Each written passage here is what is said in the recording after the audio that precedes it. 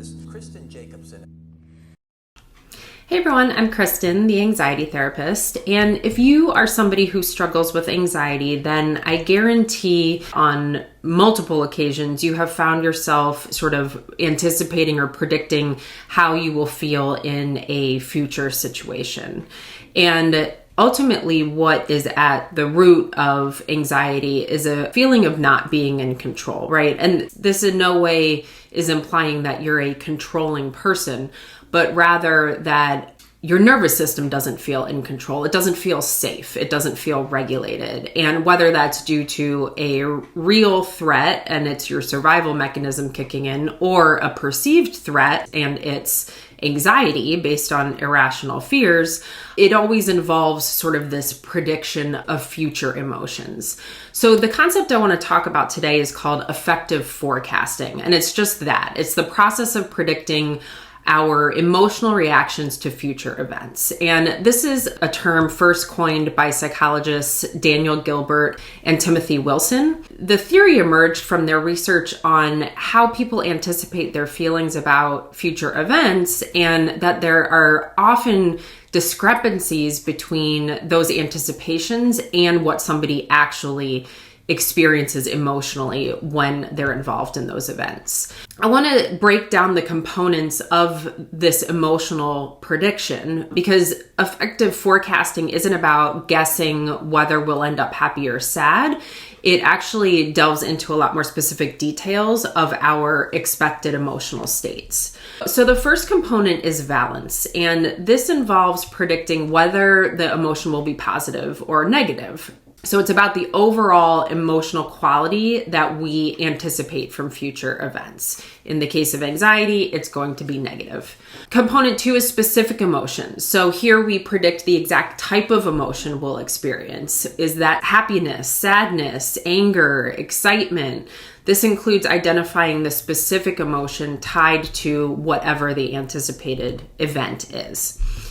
Component 3 is intensity. This component relates to how strong we expect the emotions to be. And we tend to overestimate how intensely we'll experience negative emotions and underestimate our resilience. A lot of times with anxiety, we're so focused on trying to control the external things, which are often out of our control. And we really need to turn that attention inward and focus on how can we build up our resilience and learn to cope, because we can't always control what's happening outside of us, but we can learn how to control what's happening internally. And then the fourth component is duration. So this refers to how long we believe our emotions will last. And again, we tend to overestimate the duration of these emotional reactions, and this is a phenomenon known as duration neglect. So why is it that we get it so wrong? There are several reasons why our predictions don't really align with what we actually experience emotionally. The first is impact bias. So this is our tendency to overestimate the intensity and duration of those emotional reactions to future events. So, for example, you might think that failing a test will just crush you for weeks, but in reality, you might recover a lot more quickly than you thought. Number 2 is focalism. So this occurs when we concentrate too much on the main event. So let's say we're applying for a job and we're just anticipating receiving that job offer. And so we have a tendency to sort of ignore other life experiences that will also affect our mood at that time. Third is misremembering. So our predictions are skewed because our memories are pretty inaccurate. We don't recall our past emotions accurately.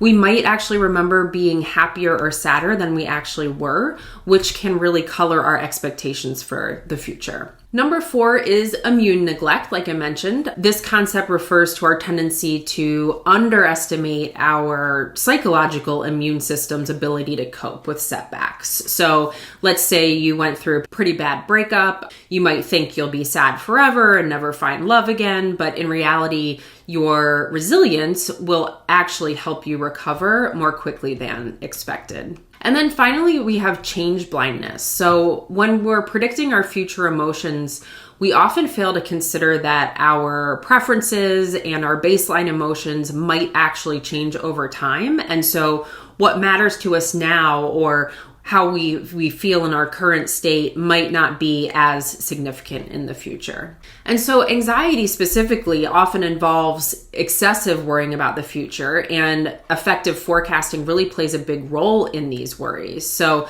with anxiety, you might predict catastrophic outcomes for various scenarios, like assuming a presentation will go terribly wrong.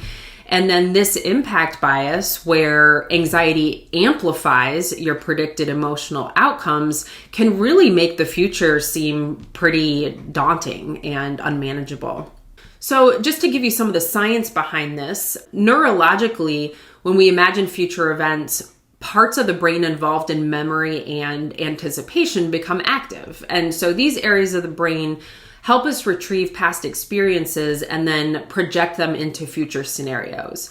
But like I said, since our memories are not perfect recordings and they're really skewed and influenced by our current emotional state and our current outlook on life, then the data we pull isn't always accurate. So let's say we're in a state of heightened anxiety or depression, we're naturally going to be viewing things through a more negative lens. And so when we go back and remember things from the past, we are going to remember those things through that negative lens. And so it might not be an accurate representation of that memory. Understanding this effect of affective forecasting can be incredibly useful. It can teach us that our emotional predictions aren't always reliable, and this can really come as a relief. But how can you actually apply this knowledge? So I'm going to give you 5 tips for just gaining awareness and kind of challenging this affective forecasting.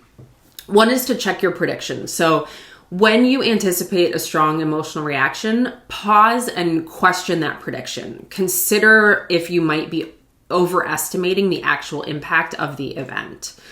Number 2 is broadening your perspective. So think about what else will be happening around the same time as the event you're focused on. And this can really help reduce the focalism that might be narrowing your view to that specific event that's creating that emotional response. Number 3 is reflect on past outcomes. So maybe you have some past situations that you can recall and your emotional reactions to them. And this can give you a more realistic baseline for your predictions. So, think about something, a challenging event that you were able to get through successfully or cope with, or, had resilience toward. If you reflect on that and remind yourself of that, that can help to sort of temper what we predict for the future. Number 4 is practicing mindfulness and scenario planning. So engaging in mindfulness practices can really anchor you in the present and reduce the influence of past experiences on those forecasts, and also just envisioning a range of possible outcomes. So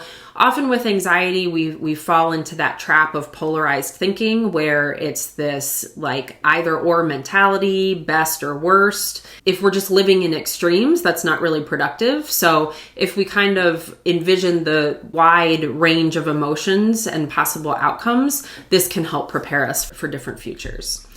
And then finally, consult with others. So if you're fueled by anxiety and intense emotions, then just talking about your anticipations with friends or family can kind of provide new perspectives and challenge your biases and help provide you with some more rational and logical ways to kind of think about the situation. So I hope that this video was helpful and informative. I would love to know some situations that you have found yourself in where you're experiencing affective forecasting. And if you have any questions, feel free to drop them below. I will see you guys next week.